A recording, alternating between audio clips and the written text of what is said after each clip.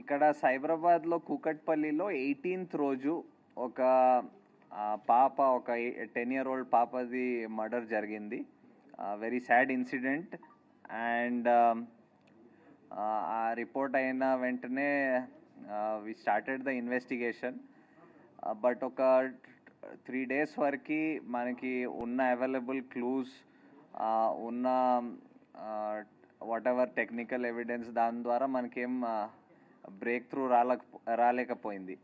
So the investigation మళ్ళీ right from beginning చేస్తూ ఉంటూ వెళ్ళాం. ఏమైనా క్లూస్ వీఆర్ మిస్సింగ్ అవుట్ అది చూస్తూ ఉంటూ వెళ్తే నిన్న we got a breakthrough in that case. And ఆ కేసులో ఒక నేబరింగ్ ఇల్లులో ఉన్న ఒక 14 year old అబ్బాయి,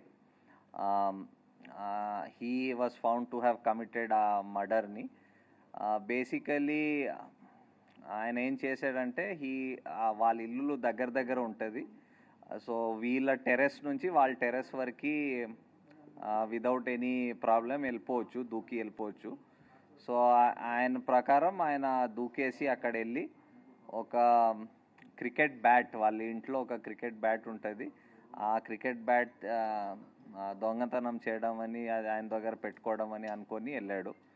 సో అది వెళ్తప్పుడు అక్కడ అది బ్యాట్ తీసుకొని బయటకు వస్తప్పుడు ఆ పాప హ్యాస్ సీన్ హిమ్. చూసినాక వెంటనే అరిచింది. అరిస్తే ఈయన భయపడి ఇమీడియట్లీ ఆమెకి అక్కడ ఇంట్లో బెడ్రూమ్లో తోసేసి అక్కడ ఆయన దగ్గర ఉన్న ఆయన ఒక నైఫ్ పట్టుకు వెళ్ళాడు. సో ఆ నైఫ్తో he stabbed her and then వచ్చేసాడు. అండ్ ఇన్ఫ్యాక్ట్ మనకి తర్వాత ఇన్వెస్టిగేషన్ డీటెయిల్లో చూసినప్పుడు మన ఐఓస్ రియలైజ్ దట్ ఇనీషియల్ స్టేజెస్లో కూడా ఆయనతో మాట్లాడేటప్పుడు he had actually misled the investigators by telling that నాకు వినిపించింది, పాప అరిచినట్టు వినిపించింది. అండ్ 10 o'clock అలా he try to tell some story around that. So but అది అప్పుడు డిఫరెంట్ సర్కమ్స్టాన్సెస్ ఆ ఇన్వెస్టిగేషన్ చేస్తుంటూ అది తెలిసింది తర్వాత. సో బేసికలీ ఆ కేసు మొత్తం డిటెక్ట్ అయింది, ద మర్డర్ వెపన్ కూడా రికవర్ అయింది. దాంతోపాటు కొన్ని అదర్ ఎవిడెన్స్, అదనపు ఎవిడెన్స్ కూడా మనకి దొరికింది. సో దాని బేసిస్ మీద మేము ఇప్పుడు కేసుకి ముందుకు తీసుకొని ఫైనలైజ్ చేసేస్తాం. దీని గురించి ఎవరికైనా ఏమైనా క్వశ్చన్స్ ఉంటే విల్ టెల్. ఇంకొక కేసు మన ఖజానా జ్యువెలర్స్ గురించి కూడా విల్ టాక్. బట్ దీని గురించి ఏమైనా ఉంటే అడగొచ్చండి. చెప్తారు. I think DCP Balanagar will tell about the slip. And అవునండి, ఆయన ఒక స్లిప్ రాసుకున్నాడు. ఆ స్లిప్లో ఏంటంటే ఫస్ట్ ఒక గ్యాసు ప్లస్ టేబుల్ ఎట్లా రెడీ చేసుకోవాలి, తర్వాత లాకు, ఆ గ్యాస్ను ఉపయోగించి లాక్ ఎట్లా ఓపెన్ చేయాలి, తర్వాత మనీ ఎట్లా తీసుకోవాలి, మళ్ళీ ఆ గ్యాస్ ఆన్ చేసి ఆ లాక్ చేసి ఎట్లా బయటపడాలి అని చెప్పేసి రాసుకొని లాస్ట్లో మిషన్ డన్ అని రాసుకున్నాడు. అంటే అది ఎప్పుడు రాసుకున్నాం అంటే కొద్దిగా ముందే, అంటే ఒక 1 month బ్యాక్ రాసుకున్నాం అని చెప్తున్నాడు. అంటే ఆయనకి ముందే ఆ థాట్స్ ఉన్నాయని మనకు అర్థమవుతా ఉంది. బ్యాట్ దొంగతనం కోసం వెళ్ళాడు. లేదు, మనం ఎన్నిసార్లు అడిగినా మనీ గురించి చెప్పడం లేదు. నాకు ఆ బ్యాటు యాక్చువల్గా ఏంటంటే డిసీజ్డ్ వాళ్ళ తమ్ముడు 6 years ఉంటాయి, ఈయన కలిసి క్రికెట్ ఆడేవాళ్ళు. ఆ బ్యాట్ ఈయనకి బాగా నచ్చింది, స్ట్రోక్ బాగా ఉంది, నాకు బాగా నచ్చింది, నాకు ఇవ్వు నేను కూడా ఆడతా అంటే ఇచ్చేవాడు కదా పిల్లవాడు. సో దాంతో నేను ఎట్లయినా దాన్ని సొంతం చేసుకోవాలనే ఆలోచనతో 2-3 daysగా ప్లాన్ చేస్తున్నాను చెప్పాడు దానికోసం.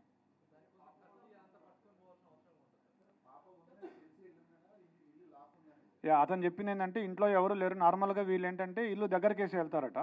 సో అట్లానే ఇంటి బోల్ట్ దగ్గరికి పెట్టి ఉంటారు, ఆ దగ్గరికి వేసి ఉంటారని చెప్పేసి వెళ్ళాడు. సడన్గా పాప ఉంది, పాప ఉన్నా కానీ పాప అప్పుడు టీవీ చూస్తుంది. ఇతను వెనక నుంచి వెళ్ళాడు, అంటే అటువైపు తిరిగి చూస్తుంటే ఆ పాప వెనక నుంచి ఒకటే డోర్ ఉంది, వెనక నుంచి అంటే అదే డోరు, ఆ అమ్మాయి అటు తిరిగి ఉంది. ఇట్లా వెళ్ళి ఆ కిచెన్లో ఉంది బ్యాట్ తీసుకొస్తుంటే అప్పుడు ఆ అలికిడికి పాప చూసి దొంగ అని అరిచింది. అరిస్తే అతను పరిగెత్తబోతే ఆ అమ్మాయి పరిగెత్తుకుంటూ వచ్చి చొక్కా పట్టుకుంది.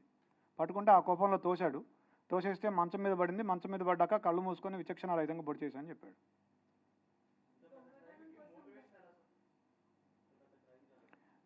అతనికి బేసిక్గా ఈ ఓటీటీల్లో యూట్యూబ్లో ఈ క్రైమ్ థ్రిల్లర్స్ సస్పెన్స్ మిస్టరీలు చూసే అలవాటు బాగా ఎక్కువగా దాదాపుగా ఒక 5-6 సంవత్సరాల నుంచి అదే పనిలో ఉన్నాడు. స్కూల్ కూడా ఎక్కువ వెళ్ళేవాడు కాదు. ఎప్పుడు ఏదో ఒక తన ఆలోచనలో తను ఉండి ఇలా ఇలా ఊహించుకుంటూ ఉండేవాడు అతను. అతనికి స్కూలు ఎగ్గొట్టే అలవాటు ఉండేది. స్కూల్కి వెళ్లకుండా క్రికెట్ ఆడుకోవడం, ఈ ఓటీటీ చూడడం, యూట్యూబ్ చూడడం, ఈ మిస్టరీస్ చూడడం అలవాటు ఉండేది అతనికి. అతను ఎవరైనా చూస్తే వాళ్ళని బెదిరించి రావడం, తర్వాత దాడి చేయటం, ఈ 2 ఉద్దేశాలతో కత్తి తీసుకుపోయినాడు.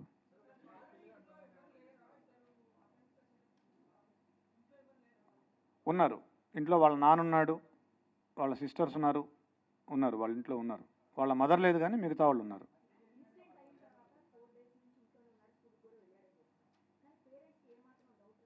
ఎస్, పేరెంట్స్ వాళ్ళ మదరు నిన్న మనం వాళ్ళ మదర్తో మాట్లాడినప్పుడు అనింది, ఫస్ట్ రోజే పోలీసులు ఈ హడావిడి అంతా చేసి నేను అడిగాను మా అబ్బాయిని, ఏరా నువ్వేమైనా చేసావా అని అడిగాను, ఒప్పుకోలేదు. 2వ రోజు కూడా అడిగాను, అడిగితే ఏమ్మా నువ్వే నన్ను పట్టించేటట్టున్నావే అని అన్నాడు, నీ మీద ఒట్టు అన్నాడు అని చెప్పింది వాళ్ళ మదర్.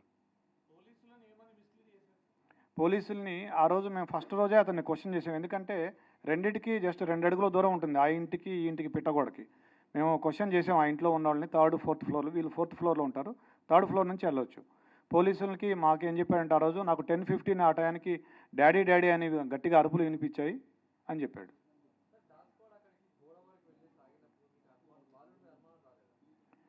బాలుడి మీద కూడా అనుమానం వచ్చింది మాకు.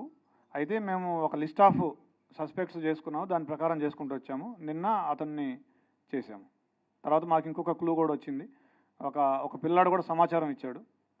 ఇట్లా ఆ రోజు ఏ రోజైతే అఫెన్స్ జరిగిందో ఆ రోజు మార్నింగ్ 8:30 to 8:45 అతను ఆ గోడ దగ్గర, ఏదైతే గోడ దూకి వెళ్ళే అవకాశం ఉందో ఆ గోడ దగ్గర తచ్చాడాడు అతను చాలాసేపు, ఒక 15 minutes. ఆ సమాచారంతో మా అనుమానం ఇంకా ఎక్కువై, మా అనుమానం నిర్ధారణ అయ్యి అతన్ని మళ్ళీ విచారించాము. ఫస్ట్ ఇల్లు సెర్చ్ చేసాము. ఇల్లు సెర్చ్ చేస్తే మాకు ఈ లెటర్ దొరికింది, అతను రాసుకున్న లెటర్ ఏదైతే ఉందో అది. తర్వాత కత్తి కూడా దొరికింది. 3 కత్తులు ఉన్నాయి. ఏ కత్తి అంటే, సార్ నల్ల కత్తి, నల్ల పిడి ఉంటుంది, దానికి అంచు నల్లగా ఉంటుందని అతనే చెప్పాడు. ఆ కత్తి తీసుకొస్తే ఇదే అని చూపించాడు. బట్టలు ఏం చేశాడంటే అతను అఫెన్స్ చేయగానే ఆ కత్తి అక్కడే కడిగేసి గోడ దూకి మళ్ళీ ఇంట్లోకి వెళ్ళేటప్పుడు వాళ్ళ నాన్న సిస్టర్స్ ఉన్నారు, వాళ్ళు ఏమైనా చూస్తారేమో అని ఆరేసిన షర్ట్ తీసుకొని ఇట్లా అడ్డం పెట్టుకొని ఇంట్లోకి వెళ్ళి బాత్రూంలోకి వెళ్ళి స్నానం చేసి ఆ టీ-షర్టు ప్యాంటు 2 వాషింగ్ మెషిన్లో వేసాడు. But we found some slight blood on the clothes. We have called a special investigation team, forensic team. వాళ్ళు స్పెషల్ లైటింగ్, స్పెషల్ స్పెట్స్ వాడి they are able to found it. I also have seen it. Yes, అతనికి ఒక కుందేలు ఉండేది. ఆ రోజు ఆ కుందేలు కూడా చనిపోయింది. 11:30కి మేము టైం లేని కూడా తీసుకున్నాం అతని మీద అనుమానం వచ్చాక. అతను 11:30కి బయటికి వెళ్ళాడు ఇంట్లోంచి. 11:30కి ఆ కుందేలుని తీసుకొని డాక్టర్ దగ్గరికి వెళ్తే ఆ కుందేలు చనిపోయింది ఆ రోజు. ఆ స్టోరీ కూడా మాకు చెప్పాడు. 14 years.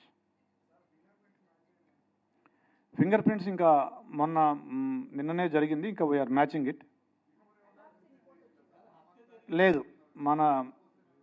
మనకున్న సమాచారం మేరకు ఇంతవరకు అయితే ఏం లేదు. బట్ వాళ్ళ మదర్ చెప్పిన ఒక విషయం ఏంటంటే, అతను 2 months బ్యాక్ అతని దగ్గరికి ఒక ఫోన్ వచ్చింది, సెల్ ఫోను. మేము డబ్బులు ఇవ్వలేదు, ఇతనికి ఎక్కడిది సెల్ ఫోన్ అంటే నేను కొనుక్కున్నా అని చెప్తున్నాడు. డబ్బులు ఎక్కడ ఉంటే చెప్పలేదు. అది వాళ్ళ మదర్ చెప్పిన విషయమే. సో దీన్ని బట్టి మీరు ఏమైనా అనుకోవచ్చు.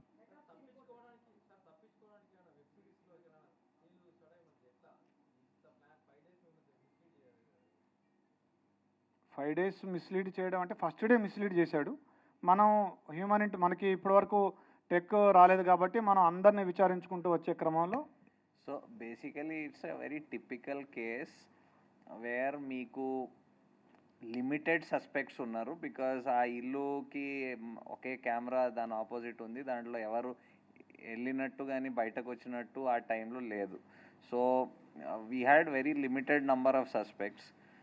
మోటివ్ ప్రైమా ఫేసి ఏం మోటివ్ కనపడలేదు. సో ఈ idea that somebody side building నుంచి దూకి రావచ్చు అని అది కూడా ఫస్ట్ డే వచ్చింది. బట్ ఇలాంటి కేసెస్లో వేర్ మోటివ్ ఎక్కడ క్లియర్గా ఏం కనపడటం లేదు. అండ్ అంటే సో మెనీ అన్ఆన్సర్డ్ క్వశ్చన్స్ ఉన్నాయి మాకు యాజ్ ఇన్వెస్టిగేటర్స్. ఆ టీం అందరికీ చాలా అన్ఆన్సర్డ్ క్వశ్చన్, ఇదెందుకు జరగాలి అని ఉండేది. సో ఒక వే ఆఫ్ రూలింగ్ అవుట్ చేస్తూ పోవాలి పాసిబిలిటీ, ఇది కాకపోవచ్చు అని రూలింగ్ అవుట్ చేస్తూ వెళ్ళారు. And this is a typical case wear technical evidence, ఇప్పుడు నౌ డేస్ మీరందరు చెప్తూ ఉంటారు దట్ ఇప్పుడు టెక్నికల్ ఎవిడెన్స్ లేకపోతే పోలీస్ ఏం చేయలేదు. ఇది typical case where there was no technical evidence except the fact that ఆ ఇల్లుకి ఎవరు వెళ్ళలేదు, అది తప్ప ఇంకేం టెక్నికల్ ఎవిడెన్స్ లేదు. So it was very painstaking regular detective work అంటాం కదా, ఇన్వెస్టిగేషన్ వర్క్, అదే repeated same thing going over at the same thing again and again చేసి అది బ్రేక్ త్రూ వచ్చింది. సో ఇమ్మీడియట్లీ మీకు ఎన్ని క్వశ్చన్స్ వచ్చినాయి, మాకు దానికంటే ఎక్కువ క్వశ్చన్స్ ఆ ఫస్ట్ డే వచ్చినాయి. బట్ ఆ క్వశ్చన్స్కి ఆన్సర్స్ ఇంత ఇమ్మీడియట్లీ ఏం రాలేదు. మీరు కూడా ఇప్పుడు చూస్తున్నారు, రీజన్ చూస్తే అలాంటి రీజన్ ఎవరికి స్ట్రైక్ కాదు, ఇలాంటి రీజన్ ఉండొచ్చని. బట్ ఇలాంటి కూడా రీజన్స్ ఉంటాయి అండ్ ఇలాంటి కూడా ఇన్సిడెంట్స్ జరుగుతాయి. సో